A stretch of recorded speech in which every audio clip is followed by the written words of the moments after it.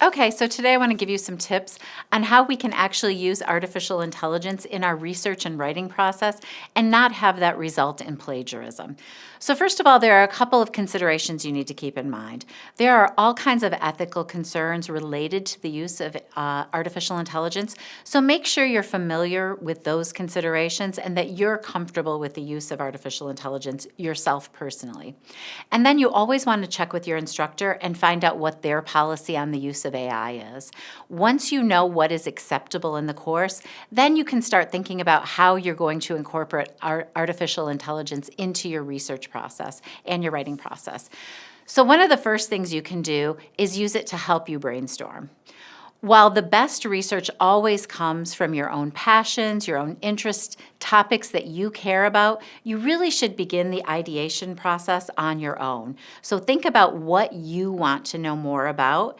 And then once you have a general topic, you can use artificial intelligence to offer you further ideas surrounding that topic. So you can delve more deeply into it. You can ask artificial intelligence to offer you other perspectives on the topic or ideas related to that topic so that you're making sure you're thoroughly exploring everything related. And then once you have your topic, your ideas down, you start drafting. Within the drafting process, artificial intelligence can help you when you prompt it to help with organization. So take your draft. Ask the artificial intelligence if the organization is clear. Are your ideas making sense? And then compare what artificial intelligence suggests to what you've written.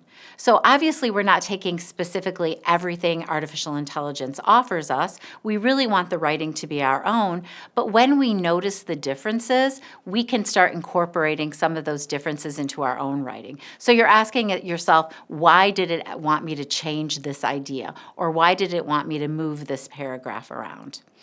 Another way that artificial intelligence can be really useful, and I think this might be the most useful way, is helping understand grammar and style conventions. So we know from research that students learn grammar best when it's within their own writing. So once you start seeing patterns of errors within your own writing, you start understanding why those are errors and how to fix them.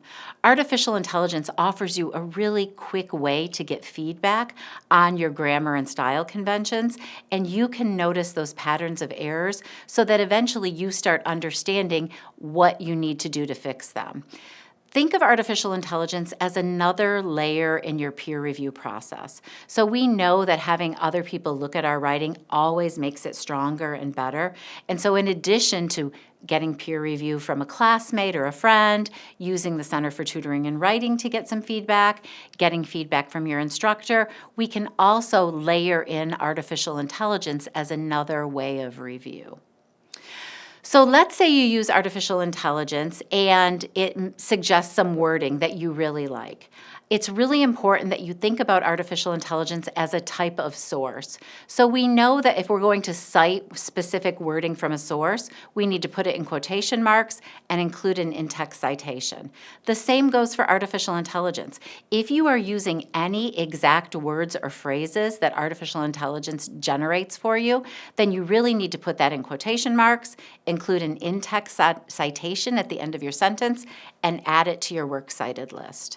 The same goes for using longer sections of generated writing. You absolutely must either make it your own or explain thoroughly how you've used artificial intelligence. And that means that sometimes you're going to have to, in addition to putting it on the works cited list, you're going to have to include an author's note that explains exactly where and how you used AI within your own writing. And then finally, in terms of the research process, there are lots of platforms available that will help you identify sources that you could use in your research, but you also want to be really skeptical about anything that generative AI suggests as a fact or a source, because unfortunately, generative AI still tends to hallucinate, which means it makes up sources and it makes up information and cites it as fact.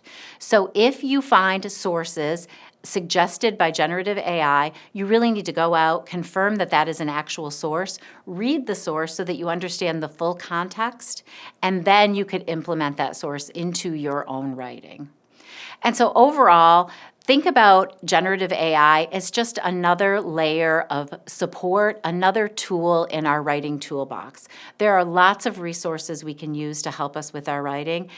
Generative AI should always be used as a supplement, and it should never replace our own writing skills.